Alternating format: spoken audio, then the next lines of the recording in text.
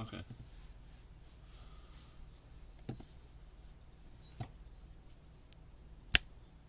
What's up, yo? I have to do a quick check over here.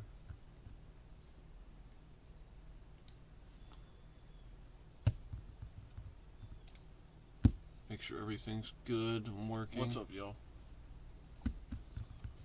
In high quality. I need to adjust my camera over here. And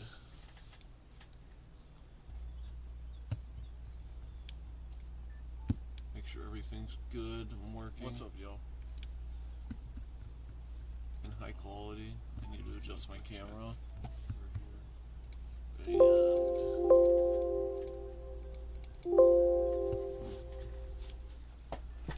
make sure everything's good and working. In high quality. I need to adjust my camera because I'm not getting any sound.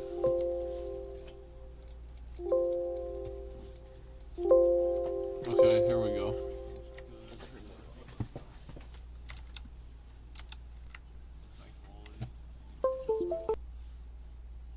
Alright, great. Other than the camera, which is very low quality,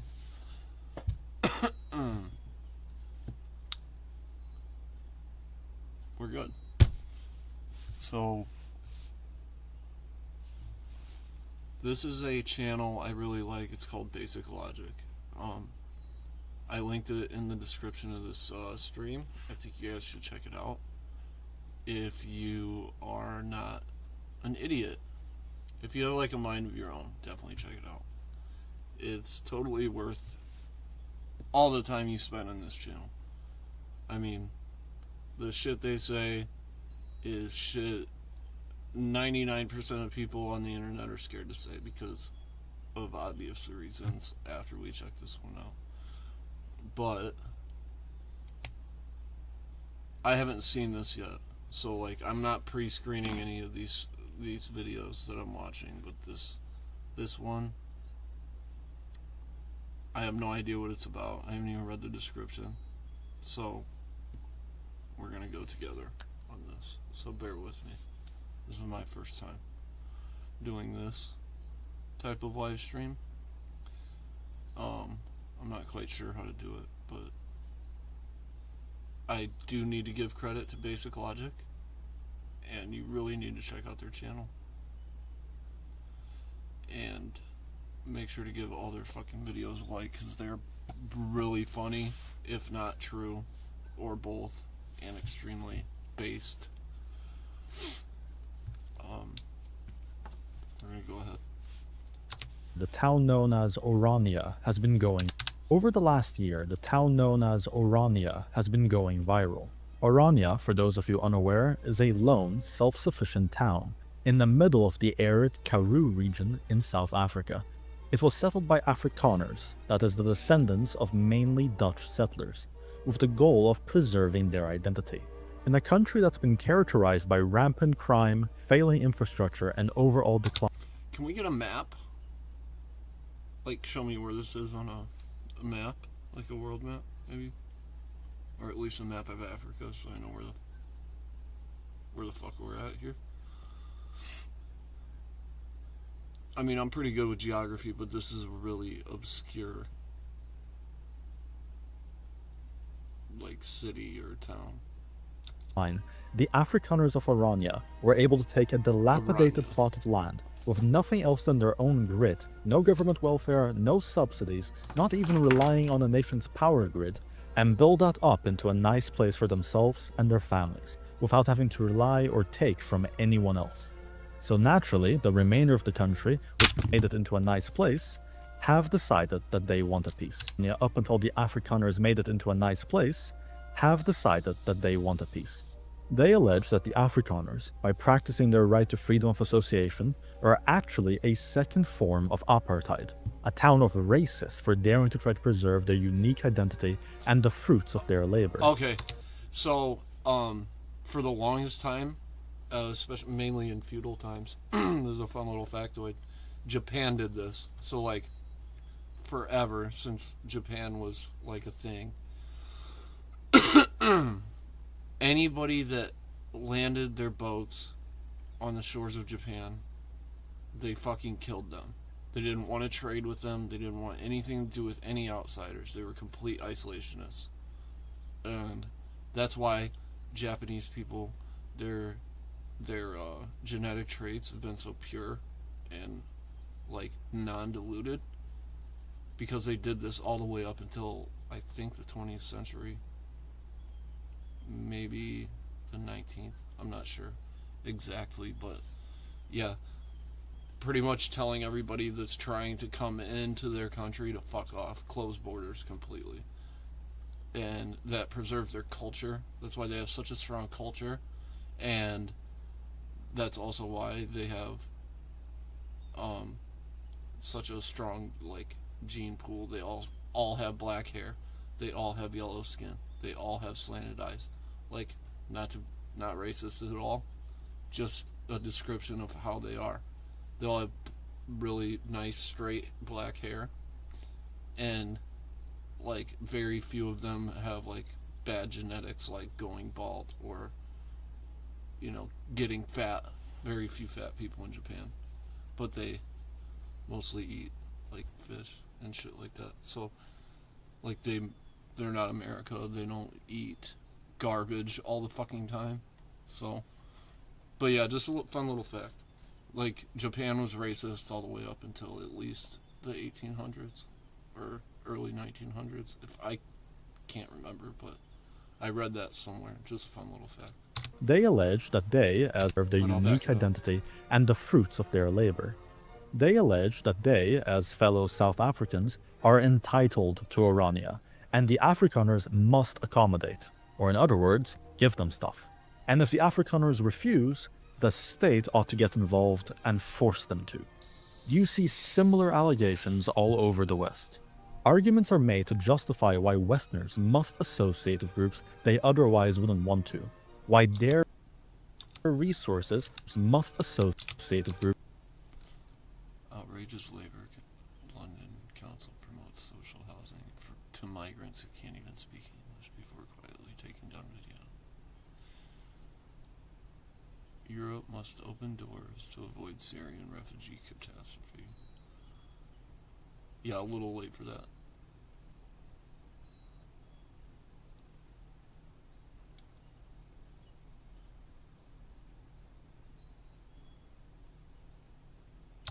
They otherwise wouldn't want to, why their resources, which they acquired through their own labor, must be shared with the third world, why their laws and customs must be changed to accommodate those who are supposed to be assimilating.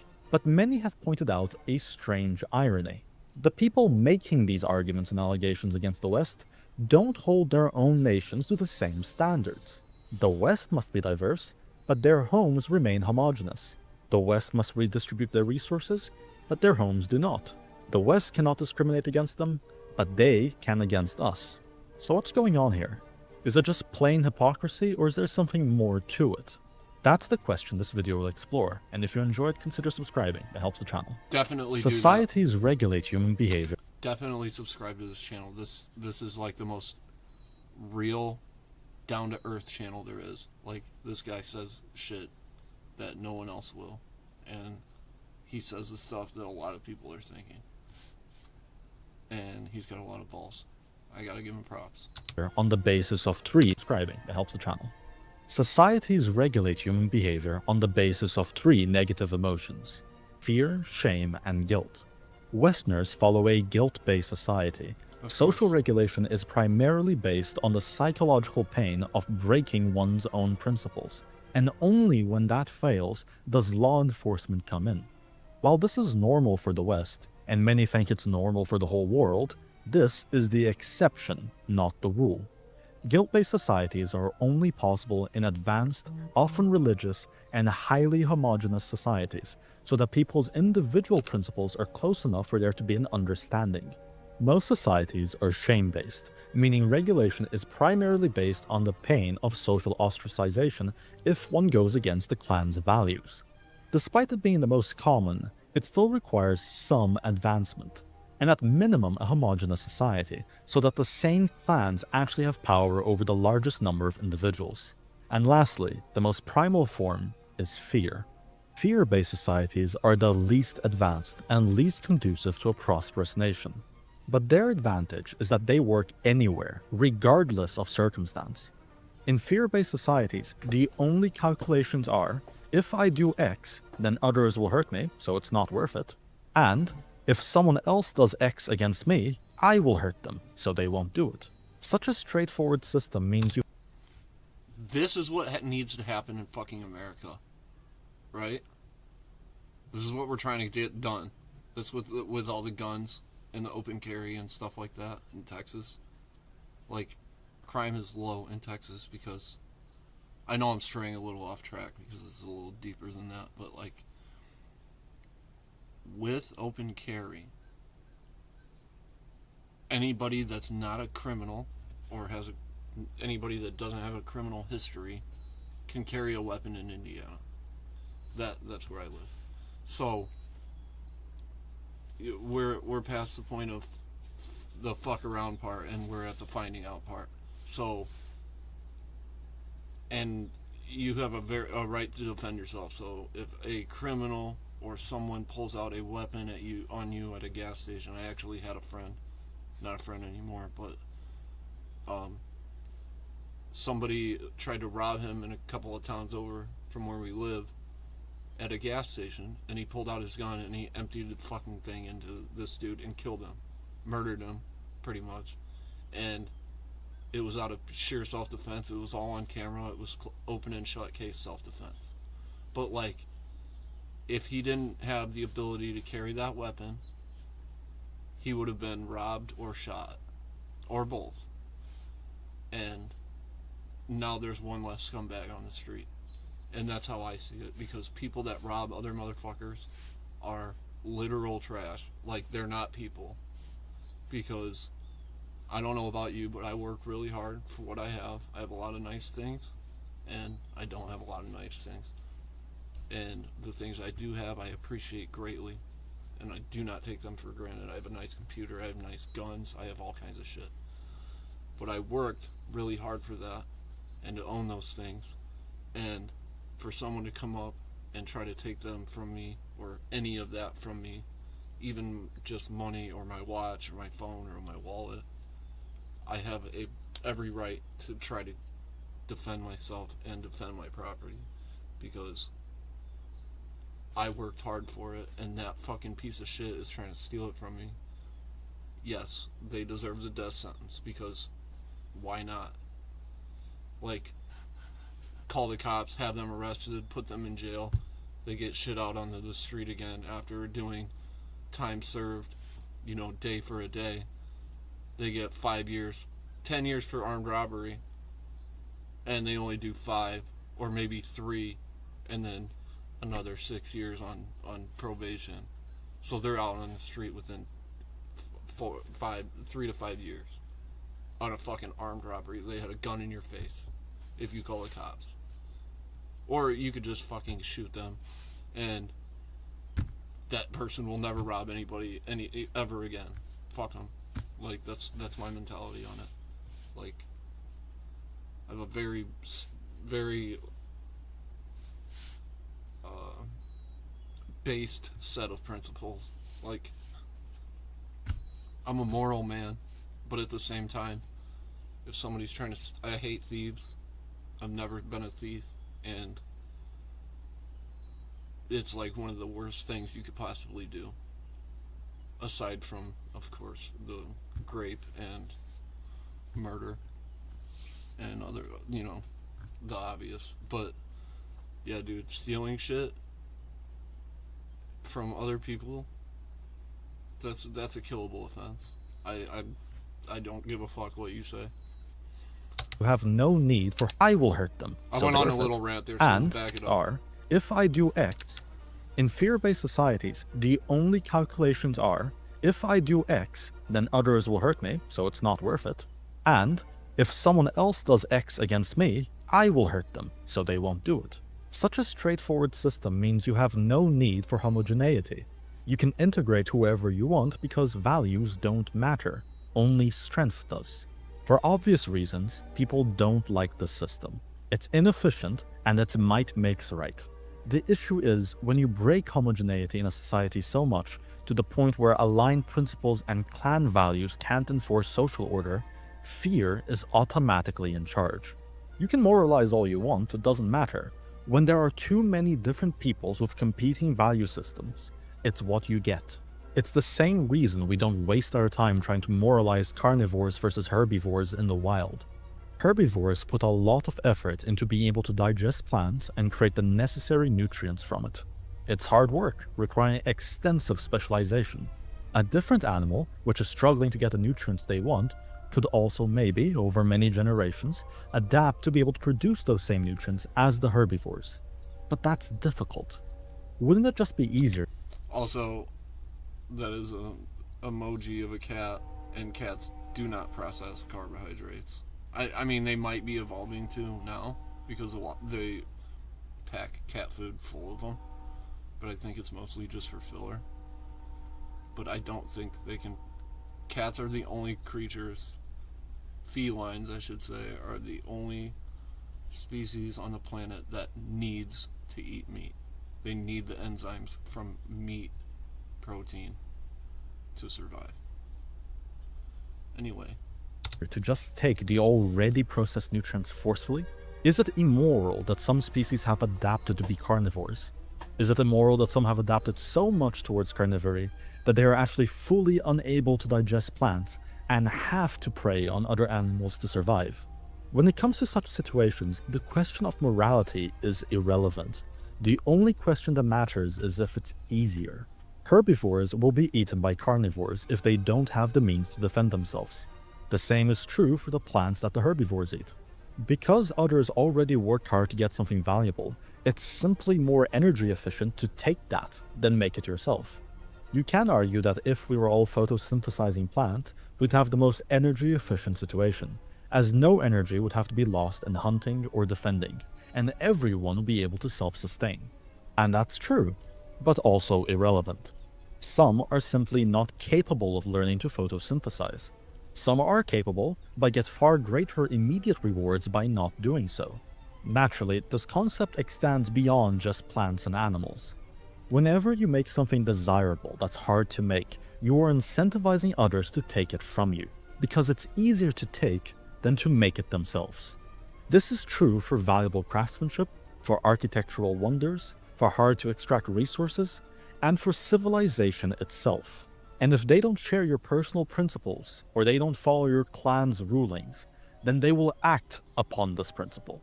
Not because they're evil, at least not in the way we define it, but because it's easier. You see, in fear-based situations, moral language doesn't apply. It isn't even comprehensible. Which begs the video's original question. Because... If moral language does... Okay, so fear-based doesn't work in a moral society because like violence and fear-based societies do not have morals. They're not morally sound. They don't give a fuck about morals. All they care about is surviving. So like I think it's the island of New Guinea, there are tribes there, indigenous tribes that have never seen anything. They haven't gotten past the bow and arrow and sharpening rocks and tying them to end of the sticks. And if they run into each other while they're hunting or gathering or something, they fucking kill each other. There's no morals. That's just how it is. They're animals. And they're base animals. And they don't have a society like that, like we do now, where it's all morally based. And you know, when you bring morals into it, it gets so much more complex, and it's nearly impossible to manage a moral society. Like, if it went back to a fear-based society, like I think this country is, then it would be like a lot easier to live. I mean, it would be more violent for sure, but it would be a lot more simple, is what I think they're trying to say. Doesn't apply, why is it constantly used against the West in a hypocritical fashion? The answer is simple. Why do cats mimic the sounds of birds? The cat neither understands the sound they are making, nor do they understand the mechanism by which it gains the trust of birds. All they know is, by making those sounds, the birds lower their guard. Likewise, when they cry racism, discrimination, etc., they know they get resources, welfare, and preferential treatment by the authorities. They don't really understand why. If anything, they probably think it's stupid. But it works, so there's no reason not to. When Westerners who oppose this behavior try to lecture the Third World, demanding consistent standards, pointing out that they have no right to judge the West's history, when their own are often way worse, it's the same as a bird trying to teach a cat that the sounds they are mimicking are false statements. It's pointless. The bird's only concerns should be to maintain its guard and make sure other birds don't fall for it. That should be obvious. But there's one other, less apparent concern the bird must also consider. Given how complex its moral language and value system is, it's unlikely the cat would have learned to exploit it on their own, especially in such a short time period. So that begs the uncomfortable question of, who taught them? And what did they gain by doing so? Feminist fatigue. Do it all with ad-free listening, song downloads, and more on the YouTube Music app. University. I don't want to watch an Asmund Gold video. I do not. What was it? Feminist.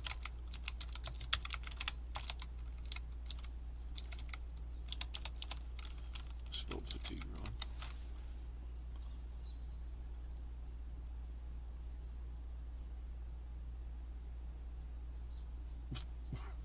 Feminist fatigue, a video from 13 fucking years ago. That's how long this battle, this culture war has been going on. Let's do it like this.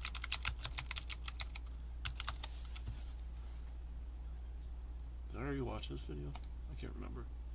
I watch once a had lot a of teacher videos my like that. classmates nicknamed Hitler for boys. If you were male and you weren't flamboyant, you could say goodbye to your GPA.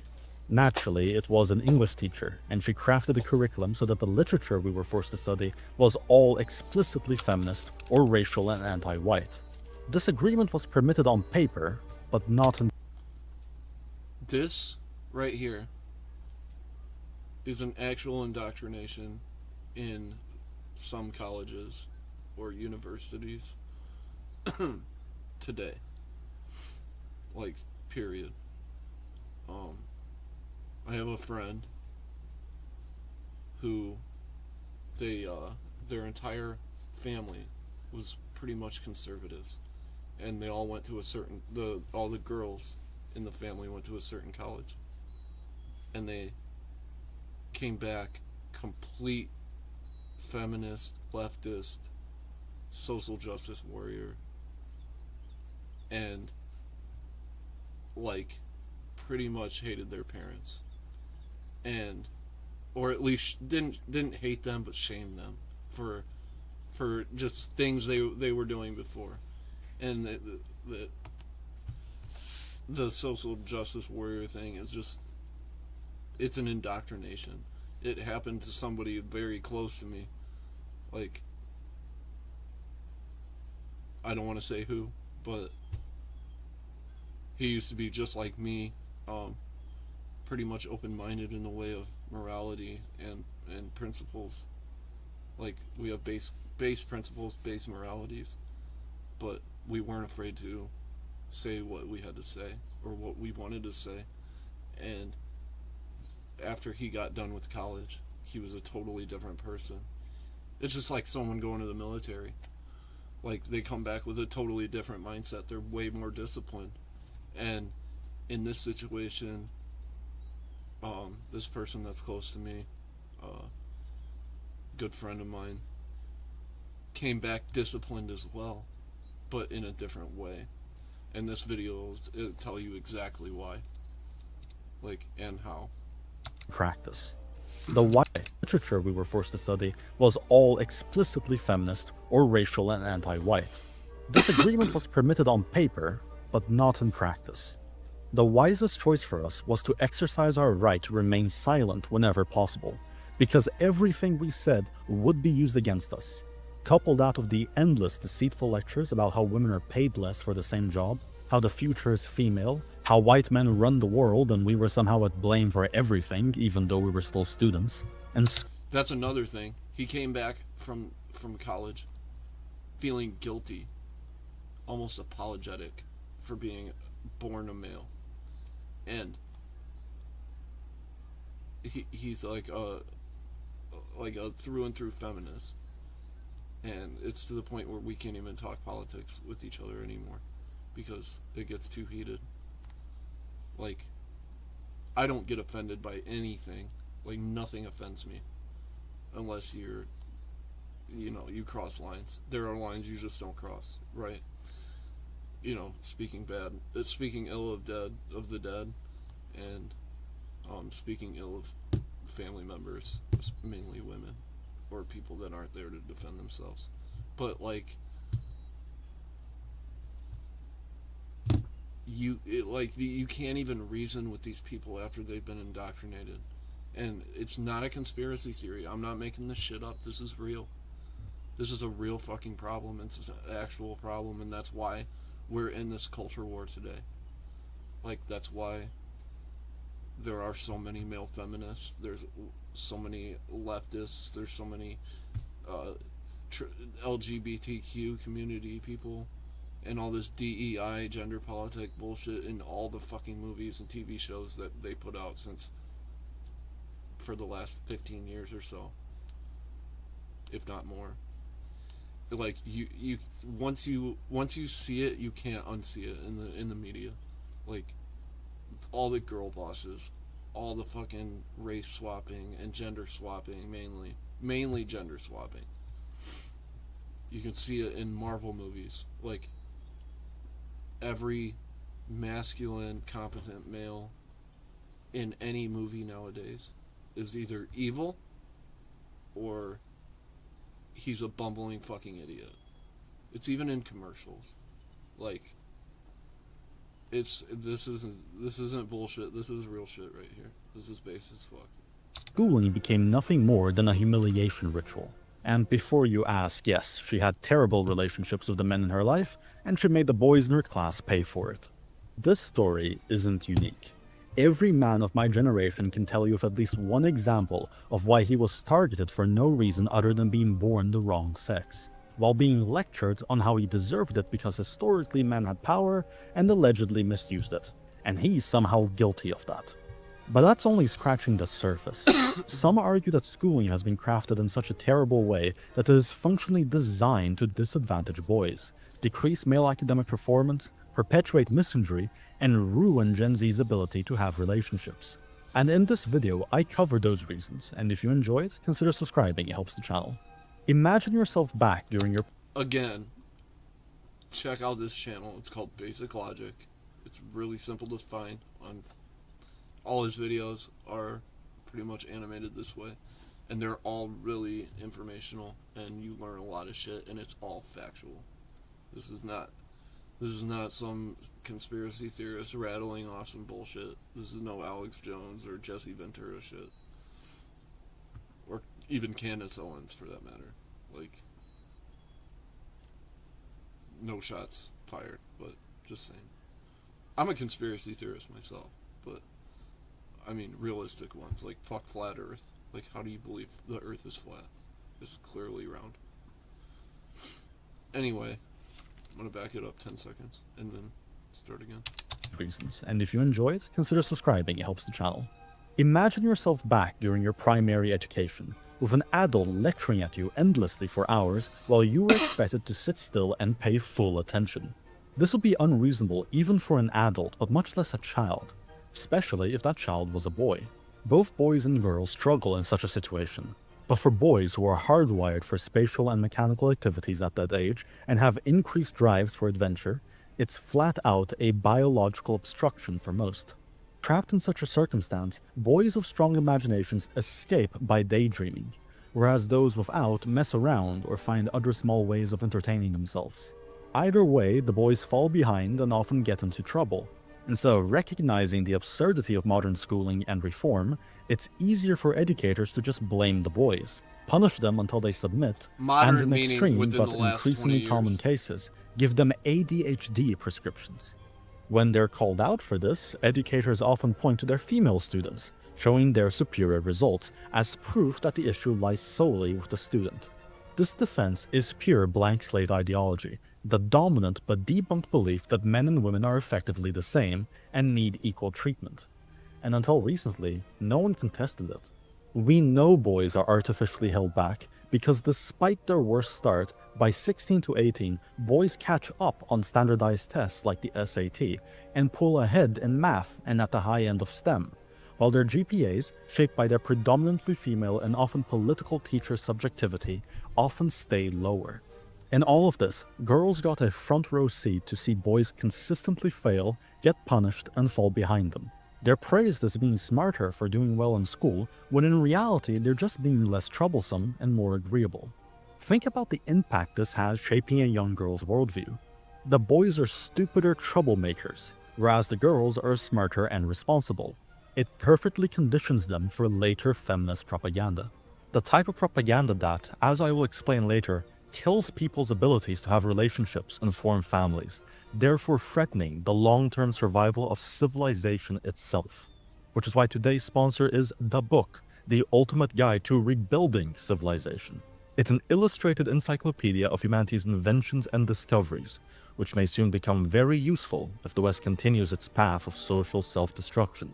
It's a global bestseller that walks you through some of the most important advancements, all the way from the essentials like how to preserve food to how to establish railroads and more. There's a common saying in many failed nations like Zimbabwe: what do we use for lights before candles? FYI, failed nation is when it is in complete and utter full debt. Like, money is nothing. Money means nothing. The government has failed. There's complete anarchy. And it's just a total shit show. Like Somalia, Vietnam is a failed state, I think, or it was, at least. We tried to police that. Afghanistan, Iraq, Iran, we're there trying to police those failed states. And what's the other one? It's in South America. I can't think of it off the top of my head. Fucking hell. Anyway, yeah. Electricity. So if you don't want to end up like them, check out the link in the description and pinned comment, and use the promo code LOGIC for a 10% discount. And now, back to the video. Do you remember mansplaining or manspreading? Manspreading is when a man sits down and parts his legs for obvious reasons. It's still wild that this was an actual point of contention in the culture war.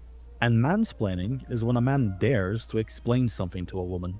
Feminists noted that men do this often, with enthusiasm, which they interpreted as being condescending. Here's what they missed, or intentionally ignored. Men bond by explaining how stuff works, whereas women generally have a preference for talking about people. I absolutely love explaining how things work. It is one of my favorite things to talk about. And I am your cookie cutter male in this aspect, in this form.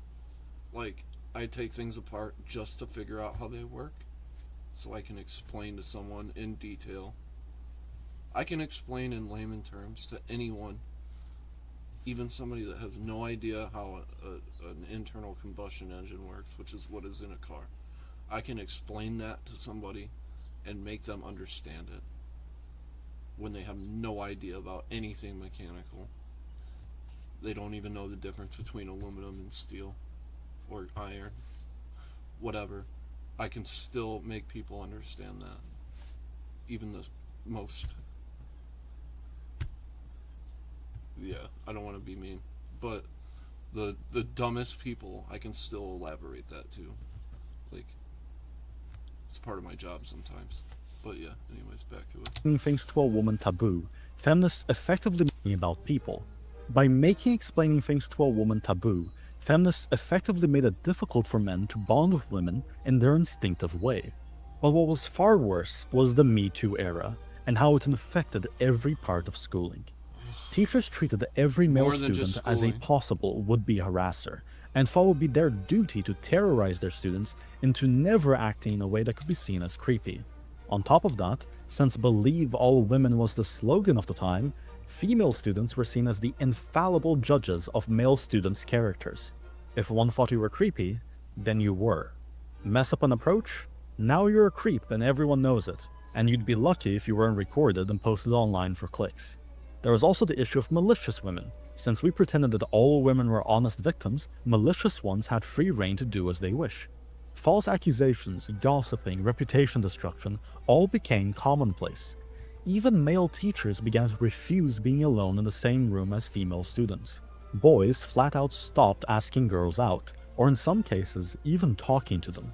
The irony was that at the same time feminists were terrorizing boys, most of whom had never even had the courage to ask their girl out, they were supporting the mass importation of peoples known for exact.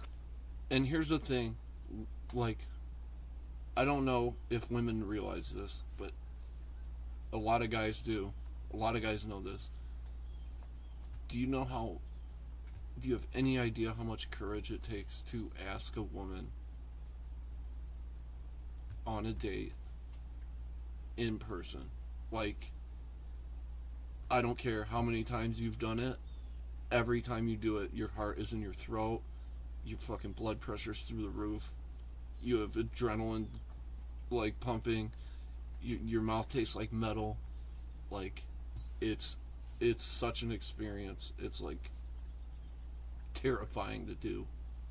But, like they say, you miss 100% of the shots you don't take. So, now, you have to be careful about how you word your approach. Even approaching them physically, you have to be careful. Or you could be, like he said, labeled as creepy. And that is literally the last fucking thing you want as a man. You do not want to be called or labeled or classified as a creep, because then you're fucked. Actually, you're not fucked. Forever, essentially. Nobody forgets a creep. Nobody. I remember creeps from high school, and that was literally 20 years ago. Like, I remember the guys back then that were creepy.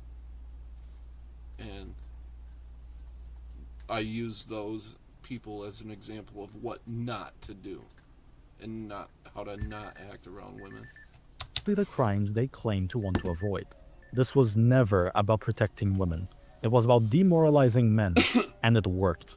There was also other propaganda, less aggressive than Me Too but still impactful, such as the gender pay gap.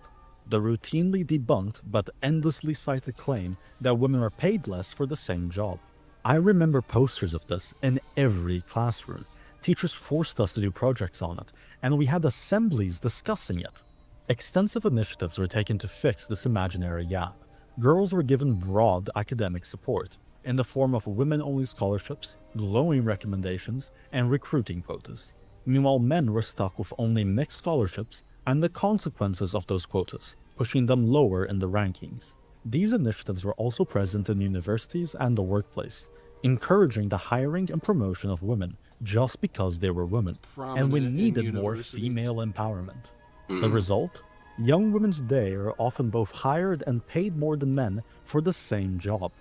In other words, they solved an imaginary gap caused by imaginary discrimination by creating an actual gap caused by actual discrimination. The end result. Think about that. I'm gonna back it up. Literally think about that.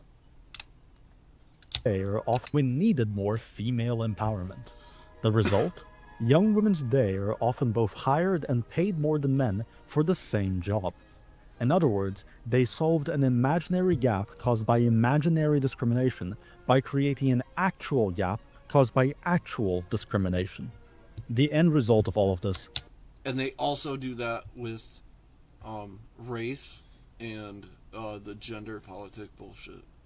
Everybody, mainly big corporations like Walmart and shit like that, they have to tick all these boxes. They have to tick boxes, and they have to fill quotas. They have to have X amount of diversity, and my Counter-Strike 2 or Counter-Strike Global Offensive team is diverse as hell. We have a Frenchman, a Canadian, a woman, a Mexican fella, and me. And we are the most diverse group of people, and we get along just fine. And all of our fundamental values aren't the same, but we all play Counter-Strike really well together. So, like, that's our squad.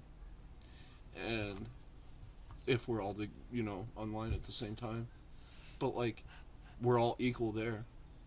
We even have a woman who plays just as well as we do. So, but it's like they force this shit when they don't need to, and they hire people based off of not their qualifications, not their skill set, but because of their gender, race, or the inclusion bullshit, the fucking they thems and all that other bullshit, the pink hair, shaved head type of woman, yeah, or whatever, the fucking gender confused, the mentally ill. But yeah, this video is just strictly about feminism, but which by today's standards I don't consider myself a feminist, but I am a feminist. I'm all about equality. Like, I want women to have the same, like they do. It's not like I don't want that, and if you don't want that, you're fucking weird. But they already have equality, and they just act like they don't. And all this down with the patriarchy is just, it's all horseshit. It really is. Was a system that taught girls that men are stupid. The end result of all of this was a system that taught girls that men are stupid, unintelligent troublemakers, filled with entitlement, and whatever power they do have, they got at women's expense. In the workplace, men are seen as inferior, hired less than women, paid less than women, promoted less than women, and less deserving of respect. Women were also taught that the institutions were their allies, who would elevate them and bring about social justice. Meanwhile, men were taught that women are dangerous and have no accountability. They learned that institutions were their enemies that would tear them down for someone else's benefit. Does it make sense now, even when ignoring the impact of technology, why men and women are no longer having relationships? Why there is such open hostility between the sexes, and Gen Z is one of the most politically divided generations in history? How are we supposed to have families together and continue civilization Honestly, when one I sex pity is taught Gen since Z. childhood I really that the do. other is automatically stupid, unworthy, and the cause for all of society's problems? I once had a teacher. Yeah, anyways, that's just gonna be it for today. This was just a trial run, but obviously I need to screen the videos if they're gonna be intellectual ones. Hopefully we'll try to do this more. I'm having trouble setting up the notification on YouTube that I'm going to be streaming. So, like, I'm not familiar with my streaming software just yet. Like, I know how to stream, but I don't know how to make all my subscribers get notified that I'm live. So, I'm still working on that, and I still need to work on editing, and I want to do long videos. I'm sick of doing shorts. Like, I really am. Like, I want to do long, full screen videos of me playing Counter-Strike and the plays I run and my clips and stuff like that. But, like, it's just hard to get the attention of people for longer than 20 seconds. I've noticed that if I make a compilation clip that lasts about 2.5 to 3 minutes, that gets about, I'd say, half to 2/3, or a third to a half less views than a 20-second play, or clip rather, where I just do a four kill round, or a clutch or something like that. And if my short is 20 seconds long, it'll get 3 to 4,000 views. If I have a 3 minute long short of just the compilation of clips from the day, so I don't like flood your feed and dilute my content to you, it gets less views. So people's attention spans are so short nowadays. The demographic I'm reaching for is more mature people who have attention spans. Like, I'm not aiming to entertain Gen Z and the younger generations, like people my age.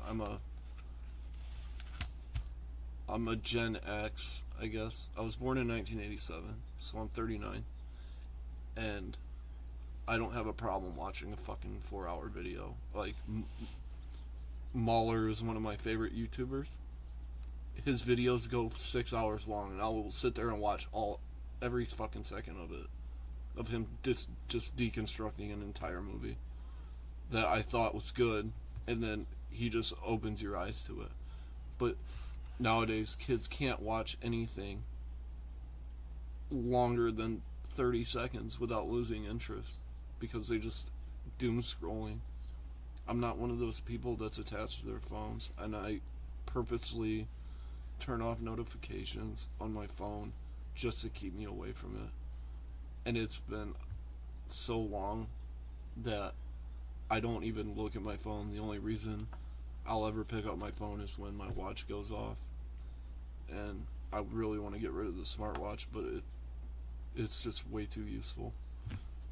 But yeah, dude, people need to get the hell away from that short video shit where it's just a bunch of people regurgitating like bullshit they see on TikTok, which is a platform people keep telling me to get on, and that's not something I want. I don't want that demographic of people watching my videos, because they're just so toxic and argumentative, and I'm just not in the mood.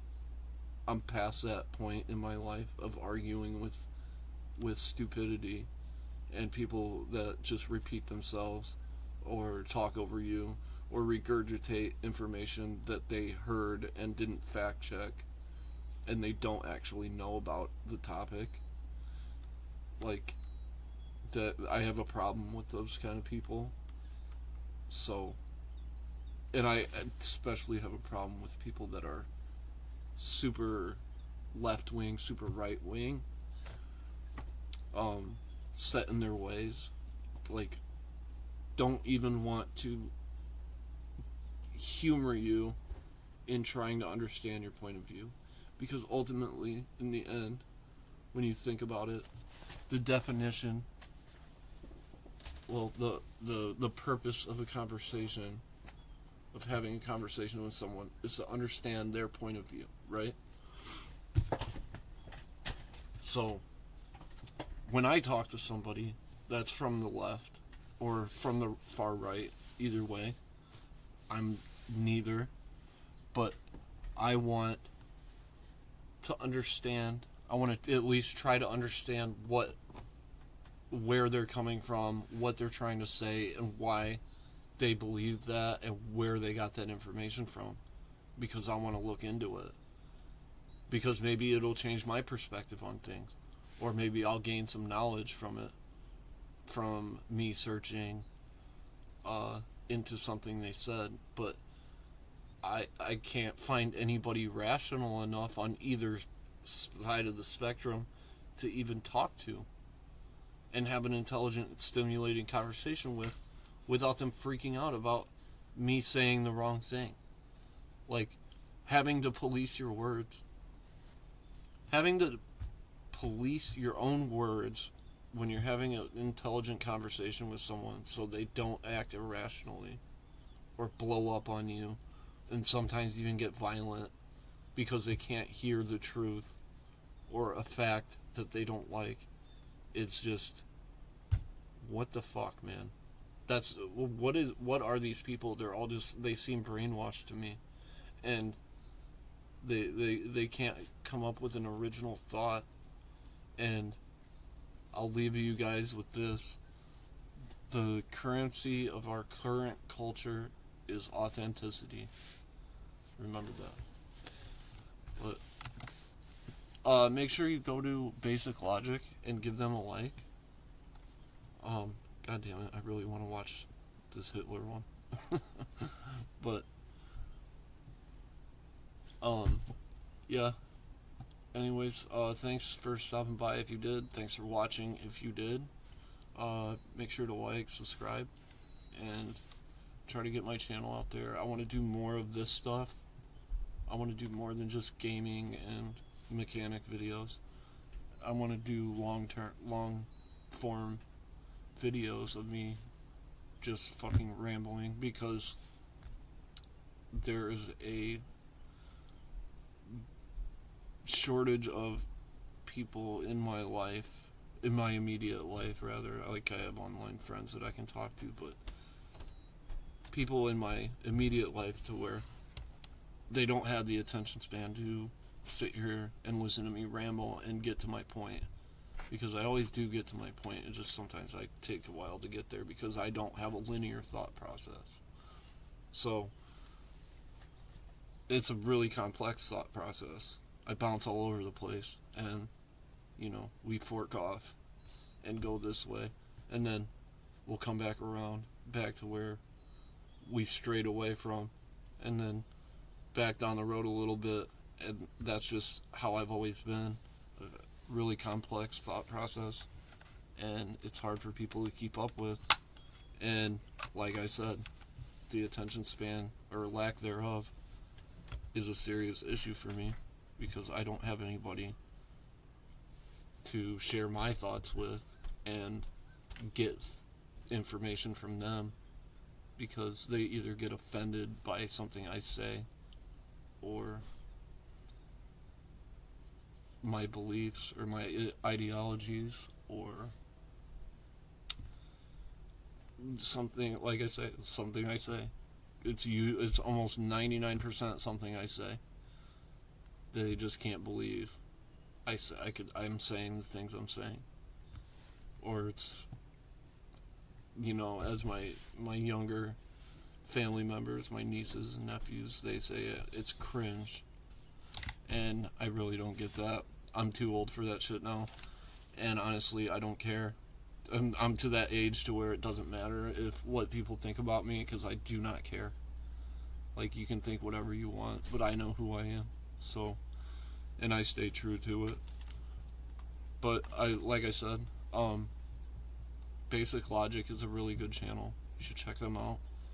And they have a lot of controversial content that a lot of people won't tackle these days, and they're not scared to fucking say it, and neither am I, really. Like, I'll promote the shit out of them if I can. I only have 600 followers right now, but I mean, it's going up all the time. Thank you guys, I appreciate that. And anyway,